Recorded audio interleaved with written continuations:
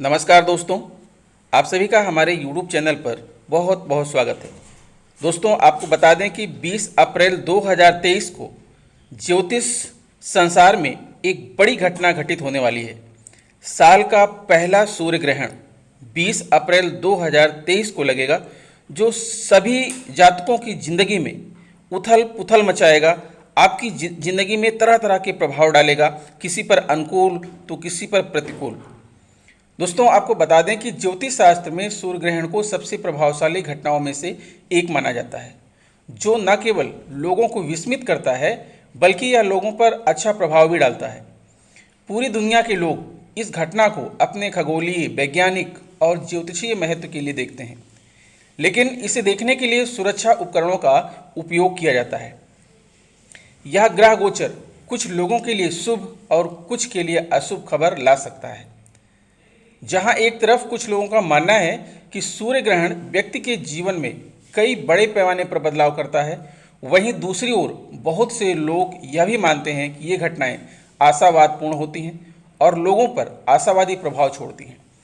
इतना ही नहीं, इसका असर लोगों के स्वास्थ्य, कामकाजी जीवन, निजी जीवन और वित्तीय स्थिति पर भी पड़ता है। ये प्रभाव काफ़ी मजबूत होते हैं। दोस्तों, वैसे तो सूर्य ग्रहण जो है 4 प्रकार का होता है, लेकिन इस बार का जो सूर्य ग्रहण है, आपको बता दें कि इस बार सूर्य ग्रहण लग रहा है जिसे कहते हैं संकर सूर्य ग्रहण या हाइब्रिड सूर्य ग्रहण या खग्रास जिसे कहते हैं। दोस्तों, हाइब्रिड सूर्य ग्रहण को अंग्रेजी में आप जानते हैं कि हाइब्रिड सोलर एक्लिप्स कहा जाता है। यह दूसरा सबसे दुर्लभ प्रकार का सूर्य ग्रहण है।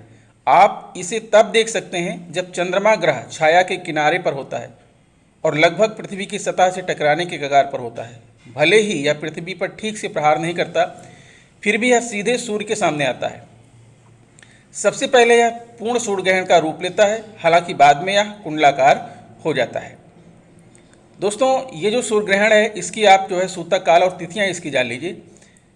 जो हाइब्रिड सूर्य ग्रहण 2023 है, 20 अप्रैल को लगेगा सुबह 9:04 पर, सुबह 9:46 से सुबह 9:47 तक, और स्थान है दक्षिणी पूर्वी एशिया, प्रशांत महासागर, ऑस्ट्रेलिया, हिंद महासागर और अंटार्कटिका।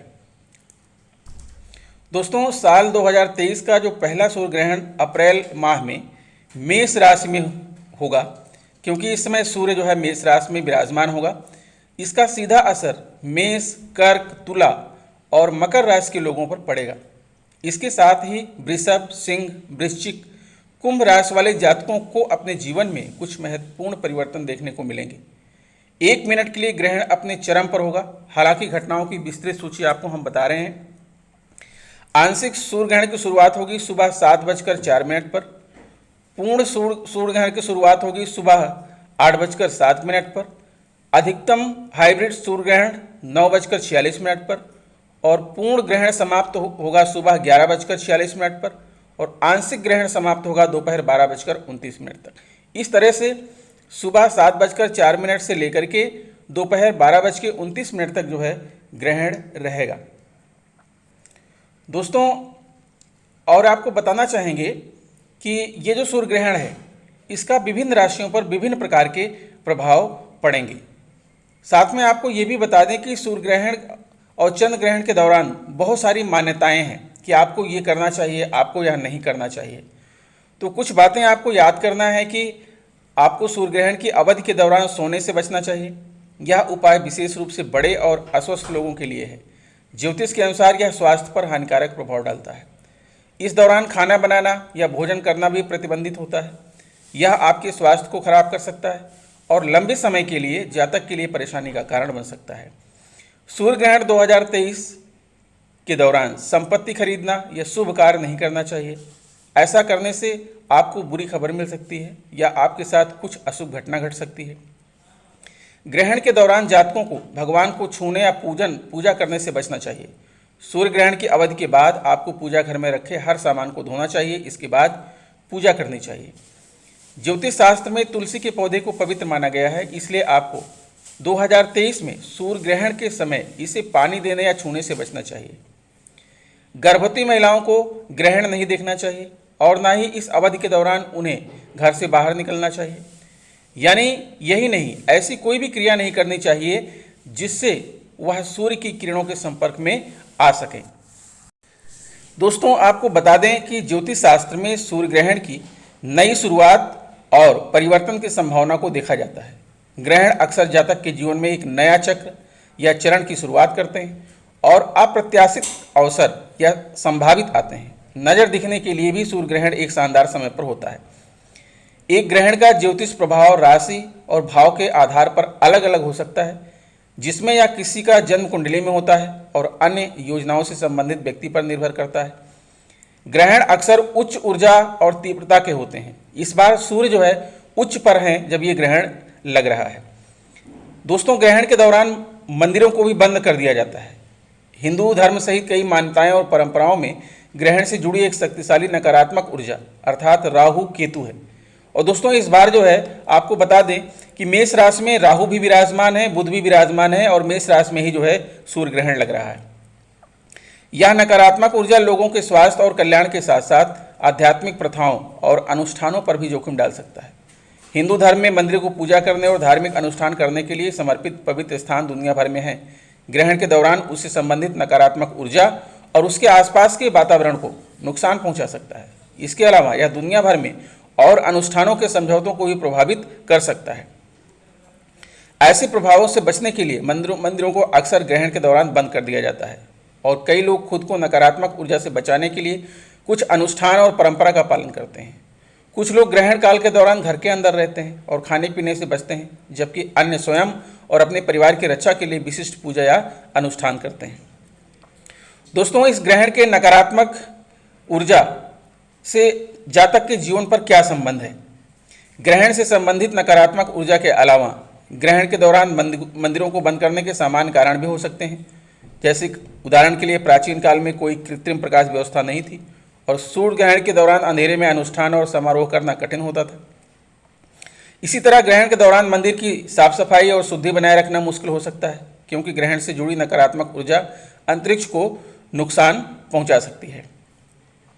दोस्तों, इस ग्रहण के दौरान सीधे सूर्य की तरफ देखने से बचें, क्योंकि इससे आपकी आंखों की रोशनी को नुकसान पहुंच सकता है। यदि आप ग्रहण देखना चाहते हैं तो अपनी आंखों की सुरक्षा के लिए उचित सूक्ष्म फिल्टर या ग्रहण देखने वाले का उपयोग करें।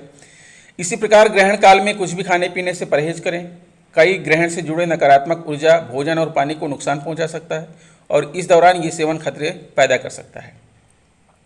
ग्रहण काल के दौरान बाहरी गतिविधियों से बचें, क्योंकि ग्रहण से जुड़ी नकारात्मक ऊर्जा अधिक प्रबल होती है। इसलिए घर के अंदर रहें और ज़्यादा हो सके तो ग्रहण के संपर्क में आने से बचें। इस दौरान मंदिर और धार्मिक स्थल बंद रहते हैं। किसी मंदिर में जाते समय या देखा जाता है ग्रहण के दौरान वह खुला है या बंद है। ग्रहण होने के बाद स्नान अवश्य करें, क्योंकि इससे शरीर की नकारात्मक ऊर्जा की सफाई होती है। दोस्तों, ऐसी महिलाएं जो प्रेग्नेंट हैं, सूर्य ग्रहण को सीधे देखने से बचें, क्योंकि इससे आंखों को नुकसान हो सकता है। यदि आप ग्रहण देखना चाहते हैं तो अपनी आंखों की सुरक्षा के लिए उचित फिल्टर का प्रयोग करें। ग्रहण के दौरान घर के अंदर रहें, क्योंकि ग्रहण से जुड़ी नकारात्मक ऊर्जा से भ्रूण को नुकसान पहुंच सकता है। प्रेगनेंसी महिलाओं को सलाह दी जाती है कि वे ग्रहण काल के दौरान कैंची जैसे लक्ष्यों से बचें। चाकू कैंची का इस्तेमाल न करें, क्योंकि ऐसी वस्तुओं को उपयोग करने से बच्चे में जन्म होने का खतरा बढ़ सकता है। जो भी महिलाएं उन्हें इस समय के दौरान हथौड़ी या जो है तेज धार वाली उपकरणों का प्रयोग करती हैं, उसके प्रयोग से जो है बचें। ग्रहण काल के दौरान कुछ भी खाने पीने से बचें, क्योंकि ग्रहण से जुड़े नकारात्मक ऊर्जा भोजन और पानी को नुकसान पहुंचा सकता है और इस दौरान सेवन करने से बच्चे को नुकसान हो सकता है। जब ग्रहण समाप्त हो जाए तो स्नान अवश्य करें, क्योंकि ऐसा करने से शरीर की नकारात्मक ऊर्जा दूर होती है। दोस्तों, ग्रहण के दुष्प्रभाव से बचने के लिए आप अपने घर में श्वेत आर्क का पौधा लगा सकते हैं, जिसे आप सफ़ेद मदार भी कहते हैं, और नियमित रूप से उसकी देखभाल करें। यदि आप इसे स्वयं पानी देते हैं तो आपको इसका काफ़ी लाभ मिलता है। पौधे को अपने परिवार के रूप में मानें और इसकी अच्छी तरह से देखभाल करें। सूर्य ग्रहण के दौरान आप दान कर सकते हैं। माना जाता है कि ऐसा करने से ग्रहण के बुरे प्रभाव दूर हो जाते हैं। यदि आपकी कुंडली में पाप ग्रह सूर्य है तो सूर्य अष्टकम स्तोत्र का पाठ करें, इससे यह ग्रह को मजबूत बनाता है। 2023 सूर्य ग्रहण के दौरान के आसपास आपको अपने पिता के प्रति सम्मानजनक और आज्ञाकारी होना चाहिए। नववर्ष 2023 में ग्रहण के नकारात्मक परिणाम को दूर करने के लिए आदित्य हृदय स्तोत्र का जाप करना चाहिए, आपके लिए फलदायी सिद्ध होगा। दोस्तों, अब बात करते हैं कि इस ग्रहण का सूतक काल मान्य होगा या नहीं होगा। जैसा कि मैंने बताया कि यह ग्रहण जो है ऑस्ट्रेलिया, हिंद महासागर, दक्षिण एशिया, प्रशांत महासागर और पूर्वी एशिया से ही देखा जा सकता है। तो ग्रहण का सूतक काल तभी मान्य होता है जब उसे देखा जा सकता है। भारत से इस सूर्य ग्रहण को नहीं देखा जा सकता, इसलिए इसका सूतक काल भी मान्य नहीं होगा। सूतक काल वह समय होता है जिसमें सूर्य ग्रहण लगता है, और धार्मिक मान्यताओं के आधार पर सूतक काल लगने पर लोगों को कुछ अहम बातों का ख्याल रखना भी जरूरी होता है। भारत में सूतक काल मान्य नहीं होगा, इसलिए सूतक काल के नियमों का भी ध्यान रखना अनिवार्य नहीं है। एक बात और कहना चाहेंगे दोस्तों कि साल का जो पहला सूर्य ग्रहण 20 अप्रैल 2023 इस दिन गुरुवार है, तो गुरुवार को लगने जा रहा है और इस दिन बैसाख मास की अमावस्या है। बैसाख मास की अमावस्या को पड़ने वाला साल का पहला सूर्य ग्रहण ज्योतिषीय दृष्टि से बहुत महत्वपूर्ण है। पहले सूर्य ग्रहण के दौरान सूर्य मेष राशि में रहेगा और ग्रहण के 2 दिन बाद ही बृहस्पति मेष राशि में प्रवेश करेगा और सूर्य के साथ युति करेगा 22 अप्रैल को। कहा जा रहा है कि यह ग्रहण भारत में दिखाई नहीं देगा। साल का पहला ग्रहण मेष राशि और अश्विनी नक्षत्र में लगेगा, इसलिए इस ग्रहण का मेष राशि के जातकों पर गहरा प्रभाव पड़ेगा। अब बात करते हैं दोस्तों कि विभिन्न राशि के जातकों पर इस सूर्य ग्रहण का क्या प्रभाव पड़ेगा। आइए बात करते हैं दोस्तों मिथुन राशि के जातकों की कुंडली। आप यहाँ पर देख पा रहे हैं और 20 अप्रैल को आपकी कुंडली में ग्रहों की स्थितियाँ इस प्रकार यहाँ पर दिखाई गई हैं। आप देखिए, आपके प्रथम भाव अर्थात लग्न भाव में यहाँ पर मंगल विराजमान है और आपके चतुर्थ भाव में केतु हैं और यहाँ पर दसम भाव में गुरु हैं जो कि केंद्र भाव में है। केंद्र भाव में अगर कोई शुभ ग्रह है तो वो आपको लाभकारी फल देता है। आपके यहाँ पर जो है नवम भाव में चंद्रमा और शनि विराजमान है, चूँकि एक दूसरे के शत्रु हैं तो इनका बहुत ज़्यादा आपको जो है अनुकूल प्रभाव नहीं मिलेगा। और आपका यहाँ पर देख रहे हैं जो आपका द्वादश भाव है वहाँ पर शुक्र विराजमान है और बुध आपके प्रथम भाव और एकादश भाव के स्वामी हैं। आप यहाँ पर देख रहे हैं कि इस समय एकादश भाव में बुध हैं और आपकी राशि के स्वामी भी बुध हैं और मंगल हैं आपके कारक ग्रह, तो मंगल भी आप पर विपरीत प्रभाव नहीं डालेंगे। तो कुल मिलाकर के कहना ये, तो साल 2023 का जो प्रथम सूर्य ग्रहण 20 अप्रैल को लग रहा है वो आपके लिए लाभदायी ही सिद्ध होगा। अब बात कर लेते हैं कि कौन सी चीज़ें आपकी यहाँ पर प्रभावित होंगी और कौन सी चीज़ें प्रभावित नहीं होंगी। सबसे पहले आप यहाँ पर देखिए, आपके दसम भाव में गुरु विराजमान है। दोस्तों, जो दसम भाव है ये कर्म का भाव है, यह काम करने के लिए सामाजिक स्थिति का भाव है और आपके द्वारा किए जाने वाले कार्य और आपके द्वारा शामिल किए जाने वाले पेशे से संबंधित है। इस भाव को देखने से आपके कैरियर के मार्ग का पता चलता है। यह भाव स्वाभाविक रूप से मकर ऊर्जा के साथ मेल खाता है और हम जानते हैं कि मकर राशि का चिन्ह उनकी कार्यशैली, प्रवृत्तियों और महत्वाकांक्षी लक्ष्यों के लिए जाना जाता है। इसके अलावा दसम भाव शनि का अपना शासक घर है। यह घर विशेष रूप से महत्वपूर्ण है क्योंकि यह समग्र जीवन पथ के साथ साथ कैरियर से संबंधित है। यह इस बारे में है कि हम क्या कमाते हैं, कैसे कमाते हैं। यह आपके पेशे के बारे में भी बहुत कुछ बताता है। दसम भाव आपकी सार्वजनिक छवि, कैरियर और उपलब्धियों, सामाजिक स्थिति, प्रतिष्ठा और प्रसिद्धि को नियंत्रित करता है। इसके अलावा चाहे आप प्राधिकरण की स्थिति में हो या दूसरों की सेवा में हो, इस घर के क्षेत्र में भी आते हैं। यह भाव राजनीतिक दल, राष्ट्रपति और प्रधानमंत्री जैसे सबसे प्रभावशाली लोगों के साथ भी मेल खाता है। यह प्राधिकरण का भी प्रतिनिधित्व करता है जो आपके जीवन में पैतृक प्रभाव हो सकता है। 10वें घर के गहन विश्लेषण से इस बात का पता चलता है कि आप किस पेशे में होंगे, आप अपने करियर में कितने सफल होंगे और क्या आप गलतियां कर रहे होंगे। दोस्तों, जैसा कि यह भाव अनिवार्य रूप से आपके कैरियर और वित्तीय स्थिति से संबंधित है, जीवन में आपकी भौतिकवादी सफलता आपके जीवन में अन्य क्षेत्रों को प्रभावित करने के लिए बाध्य है, जैसे कि आपके प्रेम और विवाहित जीवन, दूसरों के साथ संबंध। दरअसल 10वें घर में ग्रहों की स्थिति आपके जीवन की गुणवत्ता को प्रभावित करती है। तो इस 10वें घर में आप देख रहे हैं कि दसम भाव में जो है आपके चंद्रमा विराजमान है। तो जन्मकुंडली के 10वें घर में वैदिक ज्योतिष में सबसे अधिक लाभकारी और परोपकारी ग्रह बृहस्पति के साथ यह एक प्रमुख और प्रतिष्ठित व्यावसायिक स्थिति होने की कम या ज़्यादा अपरिहार्य है। बृहस्पति जिस घर में स्थित है उसका विस्तार करना दर्शाता है। इसलिए इस घर में एक सकारात्मक रूप से विराजमान बृहस्पति आपके पेशे और जीवन में आपका भाग्योदय कर सकता है। चाहे आप व्यवसाय से जुड़े हों, चाहे आप किसी नौकरी से जुड़े हों, अध्यापक हों, इंजीनियर हों, जिस भी पेशे में आप जुड़े हैं, आपको यहाँ पर लाभ की प्राप्ति होगी। फिर आप देख पा रहे हैं कि जो आपका सूर्य ग्रहण है वो आपके एकादश भाव में लग रहा है, तो एकादश भाव आपका थोड़ा सा प्रभावित होगा। जो एकादश भाव है वो क्या शो करता है वो भी हम आपको बता दें।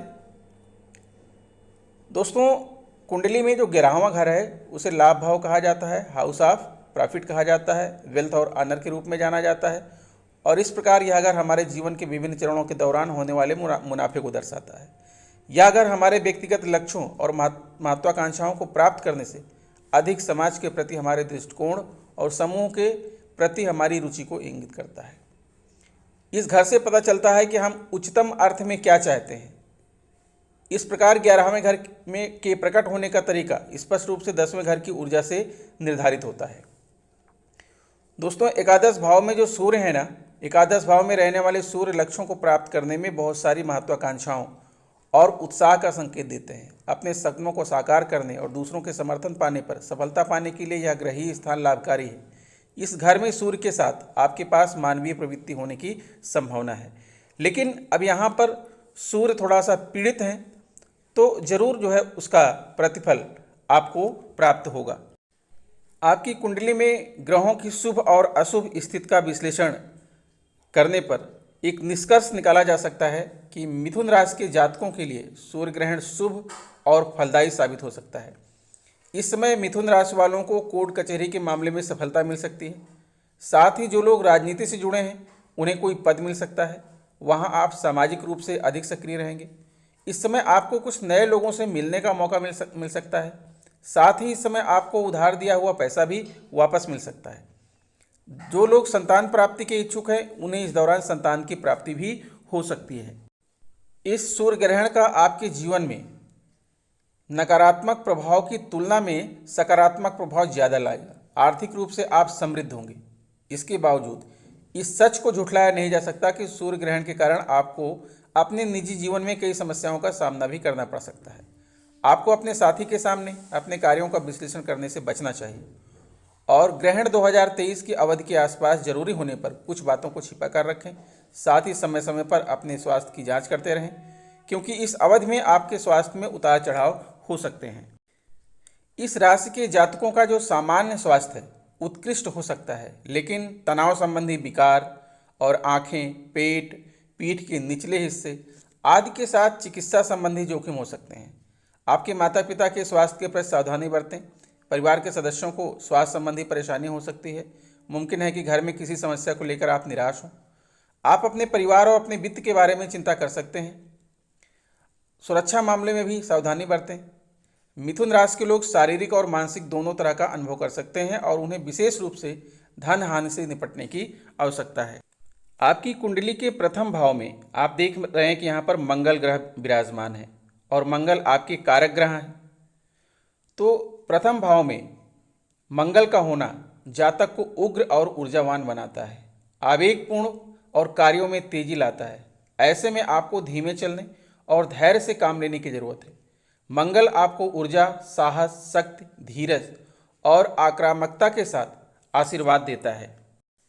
साथ ही आप देख रहे हैं दोस्तों, यहाँ पर आपके द्वादश भाव में 12वें भाव में शुक्र विराजमान है और 12वें घर में शुक्र के साथ आप चुपके से जीवन के अर्थ की खोज करना चाहते हैं। यह आपके लिए गुप्त मामलों में निपटने की संभावना है। इस घर में शुक्र आपको एक दयालु व्यक्ति बनाता है और दूसरों की सेवा करने की तीव्र भावना पैदा करता है। यह कामुक सुखों से बचने के लिए बहुत सी छिपी इच्छाओं को भी दर्शाता है। दिवा स्वप्न इस ग्रहीय प्लेसमेंट का एक हिस्सा है। अगर आप अपने चतुर्थ भाव को देखिए जो कि केंद्र भाव है और चतुर्थ भाव में यहाँ पर केतु हैं, तो केतु यहाँ पर उस क्षेत्र के कारक बनते हैं जो घर का प्रतिनिधित्व करता है और चतुर्थ भाव में केतु इंगित करता है कि आप अपने पैतृक घर से किसी नई भूमि की जगह जा सकते हैं, कोई नया मकान ले सकते हैं, कोई ज़मीन खरीद सकते हैं, पूरे जीवन में आपके पास घरेलू सुख और मानसिक शांति की कमी हो सकती है। यह आपकी संपत्ति को भी खतरे में डाल सकता है। इसके पुरुषोचित प्रभाव के तहत आपकी मां का स्वास्थ्य खराब हो सकता है, जबकि आपके पिता का भी आर्थिक रूप से पीड़ित हो सकते हैं।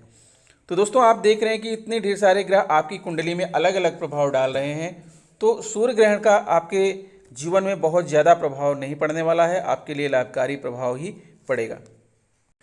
दोस्तों, आपको यह भी बता दें कि यदि आप कर्तव्यनिष्ठ हैं, ईमानदार हैं, अपने से बड़ों का आदर करते हैं, झूठ नहीं बोलते हैं, किसी प्रकार का लोभ लालच नहीं करते हैं, तो दोस्तों अगर आप नियम संयम का पालन करते हैं और सारे कार्य प्रकृति के अनुसार करते हैं, प्रकृति प्रेमी हैं, जानवरों से प्रेम करते हैं, तो दोस्तों ये जो ग्रह है, नक्षत्र हैं, ये आपका कुछ नुकसान नहीं पहुंचाएंगे, क्योंकि आपके पास जो आत्मबल है, आपकी अपनी जो पॉजिटिव ऊर्जा है,